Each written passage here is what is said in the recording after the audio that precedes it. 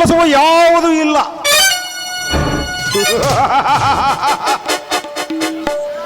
ಈಗ ನಾನು ಮಾಡಿ ಬಂದ ಕಾರ್ಯ ಕೊಲೆ.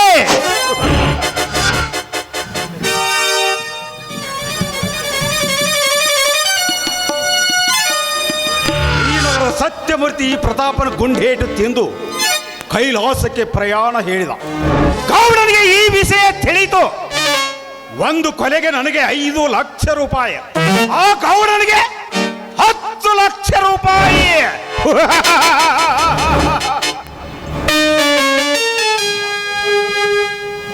ಆ ಗೌಡ ಗಳಿಸಿಟ್ಟ ಸಿರಿ ಸಂಪತ್ತನ್ನು ನಾನೆತ್ತಬೇಕೆಂದರೆ ದೀಪ ನನ್ನವರಾಗಲೇಬೇಕು. ಹಿಂದೊಮ್ಮೆ ನನ್ನ ಕೈಗೆ ಸಿಕ್ಕಾಗ ಆ ಕುಮಾರ ಬಂದು ಕಾಪಾಡಿದ. ಅದರ ಪರಿಣಾಮವಾಗಿ ನಾನು ಕೊಡಿಸಿದ ಬಹುಮಾನ ಚಾಟಿಯ ಏಟು.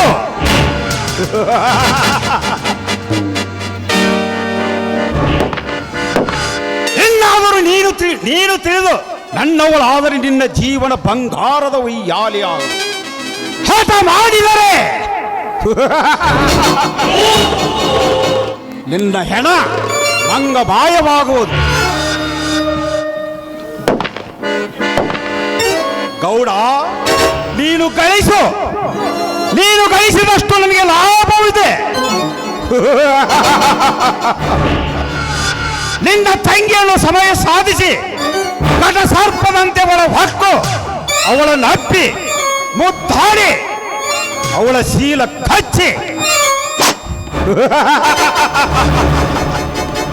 ನನ್ನ ಕಾಮದ ವಿಷ ಕಕ್ಕಿ ಅವಳನ್ನು ದಕ್ಕಿಸಿಕೊಳ್ಳದಿದ್ದರೆ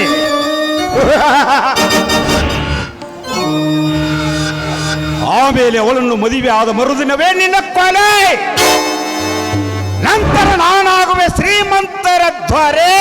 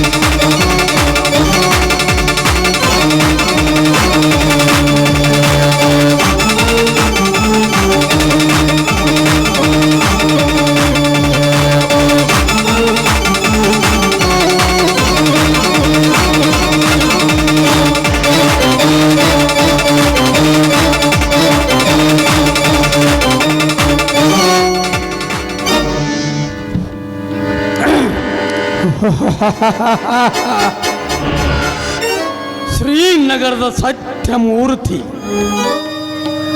ಆ ನಮ್ಮ ಪ್ರತಾಪನ ಕೈಯಿಂದ ಕೈಲಾಸ ಸೇರಿದ. ಪ್ರತಾಪನೆಂದರೆ ಪರಶುರಾಮನ ಅವತಾರದವನು. ಅವನಿಗೆ ಇಲ್ಲ ಸಲ್ಲದ ಆಶೆಯನ್ನು ಮನದಲ್ಲಿ ಮೂಡಿಸಿ ಕೊನೆಗೆ ಅವನನ್ನು ಹೇಗೆ ಮುಗಿಸಬೇಕೆಂಬುದು ಈ ರಾಮನ ಗೌಡರಿಗೆ ಚೆನ್ನಾಗಿ ಗೊತ್ತು. ಪ್ರತಾಪ್, ನೀನೆಂದು ಬಂದು ನನ್ನ ಕೈ ಸೇರಿದೆಯೋ ಲೇ, ಅಂದಿನಿಂದ ಈ ನನ್ನ ಶ್ರೀಮಂತಿಕೆ ದಿನದಿಂದ ದಿನಕ್ಕೆ ಹೆಚ್ಚುತ್ತಲೇ ಹೋಗಿದೆ ಮಗಳೇ. ಯಾಕೆಂದರೆ ಈ ನನ್ನ ಜಿಲ್ಲೆಯಲ್ಲಿ ಮಾಡುವ ಕೇಸುಗಳೆಲ್ಲ ನನ್ನ ಹತ್ತಿರನೇ ಬರಬೇಕು. ಮಾಡವನು ಪ್ರತಾಪ್. ಆ ಪ್ರತಾಪನಿಗೆ 1 ಪಟ್ಟು ಹಣ, ನನಗೆ 3 ಪಟ್ಟು ಹಣ.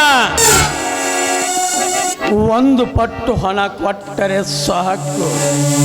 ಪ್ರತಾಪ್ ಹೇಳಿದವರ ಕೊಲೆ ಮಾಡಿಯೇ ಬರುತ್ತಾನೆ.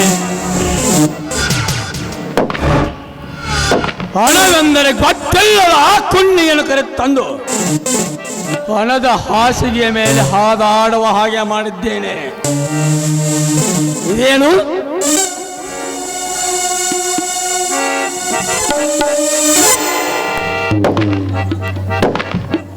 ಇದೇನು? ಯಾವುದೋ ಒಂದು ಹೊಸ ಹಕ್ಕಿ ಇತ್ತ ಕಡೆನೆ ಬರ ಹತ್ತಿದೆ. ಬರಲೆ, ನಾನು ಇಲ್ಲೇ ಸಮಯ ಸಾಧಿಸಿ ಬರುತ್ತೇನೆ. ಅಮ್ಮ ಅವ್ರೆ, ಇದ ನೋಡ್ರಿ ನಮ್ಮ ತೋಪಡಿ ಹೇಳೋದು ಗುಡ್ಡಗಾಡ ಪ್ರದೇಶ. ಇಂಗ್ಲೀಷ್ನಾಗ ನೀವು ಗಾರ್ಡನ್ ಅಂತ ಕರಿತೀರಿ ಅಲ್ರಿ, ನಿಮಗೆ ಬೇಷ್ ಆಕೈತಿ ಯಾಕ್ರಿ ಇದ?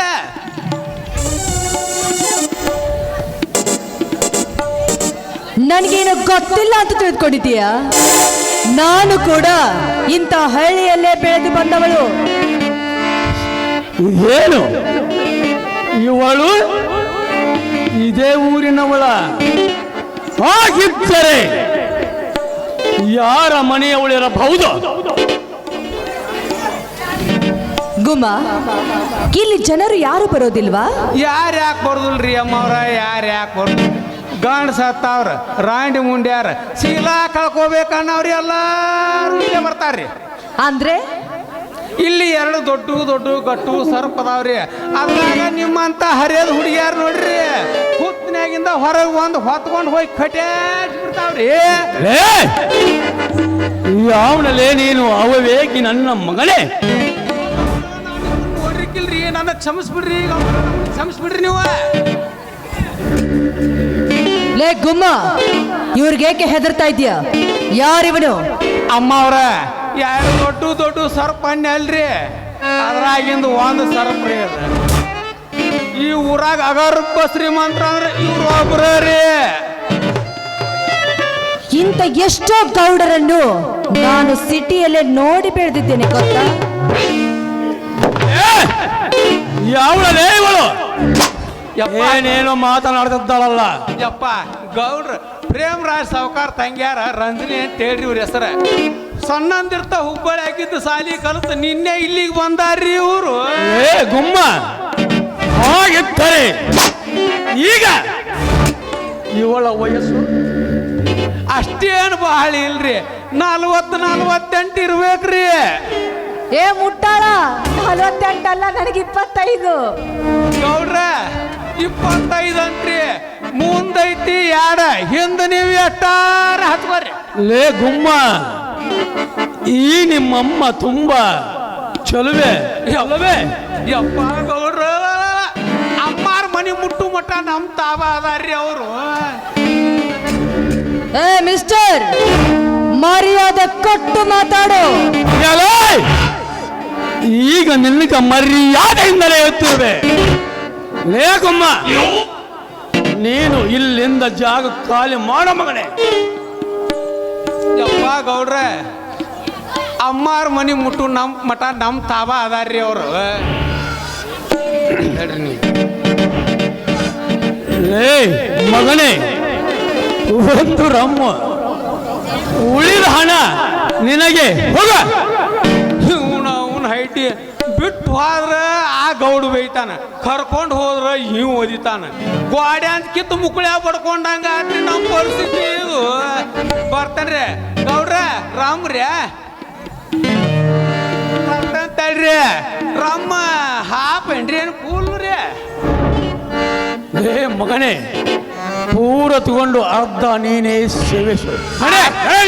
ಬರ್ತಾನೆ ಗೌಡ್ರ, ಬರ್ತಾನೆ. ನಿನ್ನೆ ಹಣ ಬೀಳೋದು ಮಾತ್ರ ಗ್ಯಾರಂಟಿ, ಪಕ್ಕ ಗುರ್ತೈತೆ. ಲೇ ಗುಮ್ಮ, ಇದಕ್ಕೆ ನಾನು ಸಿದ್ಧನಿದ್ದೇನು ಮಗನೇ. ಏ ಗುಮ್ಮ, ನಿಂತ್ಕರೋ. ದುಡ್ಡು ಸಿಕ್ಕರೆ ಸಾಕು, ಹೊರಟೋಗ್ಬಿಟ್ಟ ಈ ನಾಯಿ. ಹಲೋ ಮಿಸ್ ರಂಜಿನಿ, ನೀನು ಒಂಟಿಯಾಗಲೆಂದೇ ನಾನು ಅವನನ್ನು ಕಳಿಸಿದ್ದು. ಯಾಕೆಂದರೆ ನೀನು ನನ್ನ ಜೋಡಿಯಾಗಲು ನಿಂತದ್ದು. ನೀನು ಈಗಿಂದೀಗಲೇ ಹೂ ಎಂದರೆ ಈ ಸಂತೋಷ ಸಾಗರದಲ್ಲಿ ತೇಲಾಡಬಹುದು. ಅಂತೀಯ?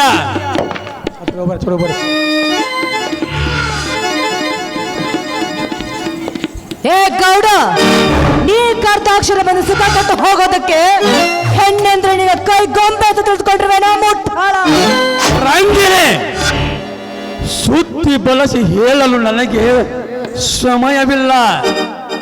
ನಾನು ಈ ಊರ ಗೌಡ, ಮೇಲಾಗಿ ಆ ಗರ್ಭಶ್ರೀಮಂತ 180 ಎಕರೆ ವಾರಸ್ತಾರ.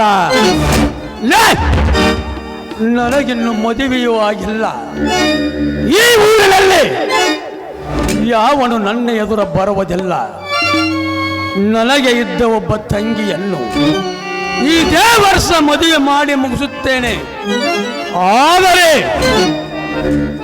ನೀನು ನನ್ನ ಸತಿಯಾಗಿ ಸಂತೋಷದಿಂದ ಜೀವನ ಸಾಗಿಸುವ ಆಸೆ ನಿನಗಿದ್ದರೆ ಓಹೋ, ಇವನು ಈ ಊರು ಆಗರ್ಭ ಶ್ರೀಮಂತ. 180 ಎಕರೆ ಜಮೀನಿಗೆ ವಾರಿಸ್ತಾರ. ಇವನು ನನ್ನ ಮೇಲೆ ಆಸೆ ಪಟ್ಟಿದ್ದಾನೆ ಅಂದಮೇಲೆ ಇವನನ್ನು ಹೇಗಾದ್ರೂ ಮಾಡಿ ನಾನು ಮದುವೆಯಾಗಲೇಬೇಕು. ಮದುವೆಯಾಗಿ ಇವನನ್ನು ನನ್ನ ಆಟದ ಗೊಂಬೆ ಅಂತೆ ನಾನು ಉಪಯೋಗಿಸ್ಕೊಳ್ಳಲೇಬೇಕು. ಆಯ್ತು ರಾಜ, ನಾನೇನೋ ನಿನ್ನ ಪ್ರೀತಿಗೆ ಒಪ್ಕೊಂಡೆ. ಆದ್ರೆ ಇದಕ್ಕೆ ನಿಮ್ಮ ತಂಗಿ ಎದುರಾದ್ರೆ ಇದಕ್ಕೆ ಅವಳೇನಾದರೂ ಅಡ್ಡ ಬಂದರೆ ಅವಳನ್ನು ಜೀವಂತ ಸುಟ್ಟು ಬಿಡುತ್ತೇನೆ. ಇದಕ್ಕೇನಾದರೂ ನನ್ನ ಒಂದು ವೇಳೆ ಅಡ್ಡ ಬಂದರೆ ಅವನ ಒಪ್ಪಿಗೆ ತೆಗೆದುಕೊಂಡು ನೀವೇನ್ರಿ ಮಾಡ್ತೀರಾ? ನಿಮ್ಮ ಪ್ರೀತಿಗೆ ನಾನು ಒಪ್ಕೊಂಡಲ್ಲ, ಅಷ್ಟ ಸಾಕು ಅಣ್ಣೆ. ಹಾಗಿದ್ದರೆ ನೀನು ನನ್ನನ್ನು ಕೈ ಹಿಡಿಯಲು ಒಪ್ಪಿಕೊಳ್ಳುತ್ತೀಯ? ಒಪ್ಪಿದ್ದೇನೆ Raja. I love you Raj, I love you.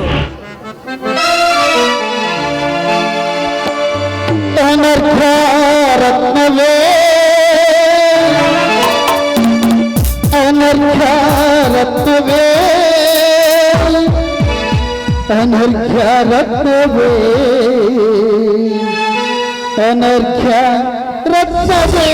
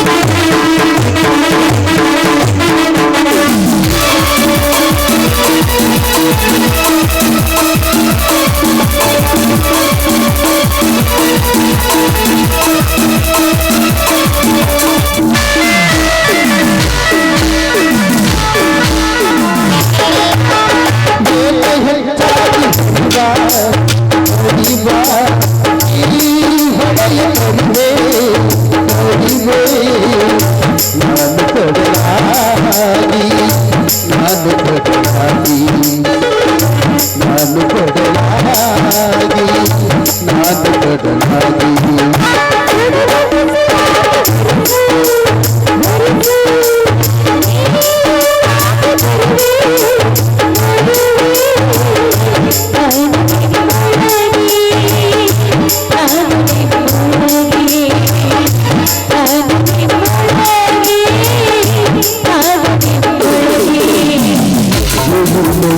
ಜೀವನ ಎಂದರ ಸಮಯ ಗಳಿಗೆಯಲ್ಲಿ ಜೀವನ ಎಂದರ ಸಮಯ ಗಳಿಗೆಯಲ್ಲಿ